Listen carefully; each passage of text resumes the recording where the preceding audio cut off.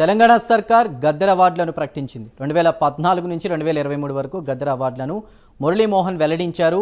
2014 ఉత్తమ చిత్రంగా రన్ రాజా రన్, 2015 గాను ఉత్తమ చిత్రంగా రుద్రమదేవి, 2016 శతమానం భవతి చిత్రాలకు అవార్డు దక్కింది.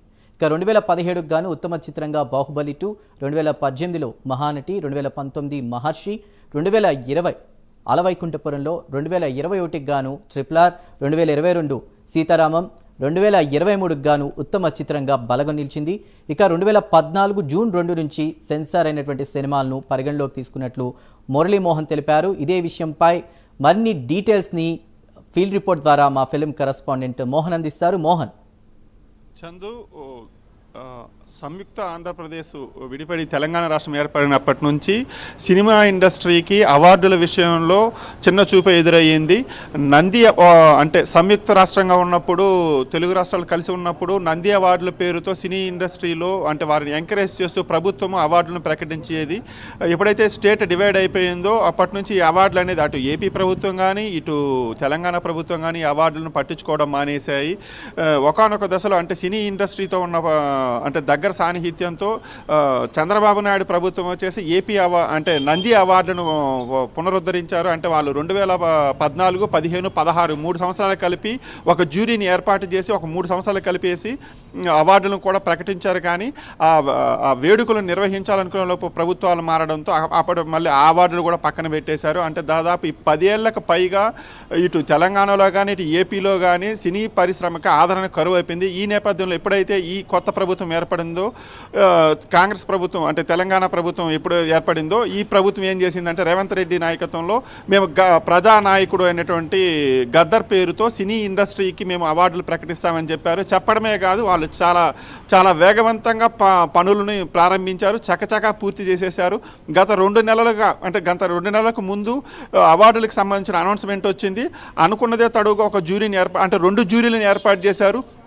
ఒక జ్యూరీ వచ్చేసి 2014 నుంచి 23 వరకు మురళీమోహన్ చైర్మన్గా ఒక జ్యూరీ ఏర్పాటైతే 2024కు జయసుధ చైర్మన్గా ఒక జ్యూరీ ఏర్పాటయ్యింది.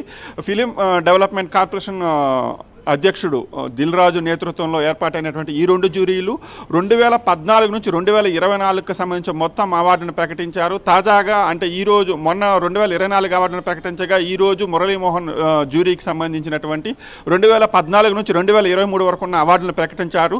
వీటితో పాటు 6 ప్రత్యేకమైన అవార్డులను ప్రకటించారు. అవి వచ్చేసి ఎన్టీఆర్ నేషనల్ అవార్డు, నెక్స్ట్ వచ్చేసి BN Reddy award, Kantara award, Raghupathi Venkaiah Naidu award, Paidi Jayaraj award ఇట్లా ప్రకటించారు. దీంట్లో ఎన్టీఆర్ నేషనల్ అవార్డు వచ్చి నందమూరి బాలకృష్ణకు తీసుకుంటుంటే పైడి జయరాజ్ అవార్డును వచ్చేసి ప్రముఖ దర్శకుడు మణిరత్నంకి ఇస్తున్నారు. బిఎన్ రెడ్డి గారు అవార్డును వచ్చి సుకుమార్ తీసుకుంటున్నారు. నాగిరెడ్డి చక్రపాణి అవార్డును వచ్చేసి చంద్రరావు గారు తీసుకుంటున్నారు. అలాగే రఘుపతి వెంకయ్య నాయుడు అవార్డును వచ్చేసి మన ప్రముఖ రచయిత యండమూరి వీరేంద్రనాథ్ గారికి ఇస్తున్నారనమాట. ఈ అవార్డులు మొత్తం లిస్ట్ అంటే రెగ్యులర్ అవార్డులతో పాటు ఈ ప్రత్యేకమైన అవార్డును ప్రకటించారు. ఇంకా స్పెషల్ జ్యూరీ కింద కాళోజీ సినిమాకి సంబంధించి ఒక అవార్డును కూడా ప్రకటించారు. అంటే ఇన్ని అవార్డులకు ఏవైతే పెండింగ్ ఉన్నావో వాటన్నిటిని క్లియర్ చేయడంతో పాటు కొత్తగా అంటే ఒక 6 అవార్డును కూడా యాడ్ చేశారు. ఈ అవార్డులను కానీ మనం పరిశీలిస్తే సినిమా ఇండస్ట్రీ ఎంత అంటే అటు ఏపీ ఇటు తెలంగాణ అంతా వాళ్ళు కలుపుకునేసే ముందుకు తీసుకెళ్తున్నారు. అట్లా ఏమి అంటే ఒకరు ఎక్కువ ఒకరు తక్కువ ఎట్లాంటి తారతమ్యం కూడా చూపించలేదు.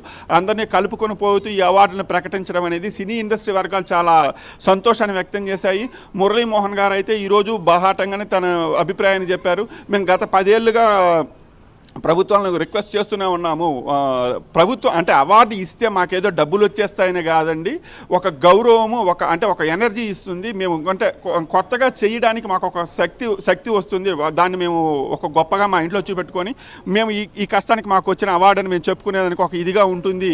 కానీ గత ప్రభుత్వాలు చేయలేదు, కానీ ఈసారి ప్రభుత్వం మాత్రం చాలా చాలా త్వరితగతిన కంప్లీట్ చేసింది. అందుకు ఆనందాన్ని వ్యక్తం చేశారు. అలాగే ఎన్టీఆర్ నేషనల్ అవార్డు రావడం పట్ల నందమూరి బాలకృష్ణ గారు కూడా తన సంతోషాన్ని వ్యక్తం చేశారు.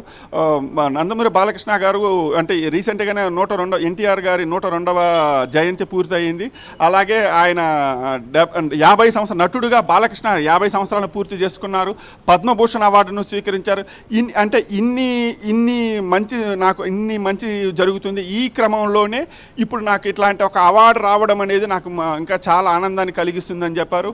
ఇంకా అలాగే కాంతారావు అవార్డు అందుకున్నటువంటి యువ నటుడు విజయ్ దేవరకొండ కూడా తన సంతోషాన్ని వ్యక్తం చేశారు. పెళ్లి చూపుల సినిమాకు కూడా ఆయన అవార్డు తీసుకోవడం పైన ఆయన సంతోషాన్ని వ్యక్తం చేశారు. ఇలా అంటే ఈ 2 తెలుగు రాష్ట్రాలను కంబైన్ చేస్తూ అంటే సినీ ఇండస్ట్రీ అంతా ఒక్కటే అనే ఒక భావనను కలిగిస్తూ అవార్డులని అంటే ప్రభుత్వం అనేది కంప్లీట్ చేస్తూ వస్తుంది. ఇంకా ఏపీ కూడా నంది అవార్డులను ఇస్తామని ప్రకటించింది. దీనిపైన మరి ఏపీ ప్రభుత్వం అనేది ఎలాంటి చర్యలు తీసుకుంటుంది ఏంటి అనేది చూడాలి. ఎందుకంటే అక్కడ ఏపీలో డిప్యూటీ సీఎం అంటే సినీ ఇండస్ట్రీకి సంబంధించిన పవన్ కళ్యాణ్ గారు డిప్యూటీ సీఎంగా ఉన్నారు. మరి నంది అవార్డుల పట్ల వాళ్ళు ఎలాంటి ఇది తీసుకుంటారనేటువంటిది మనం చూడాలి. చందు అది right Mohan, thank you for the updates.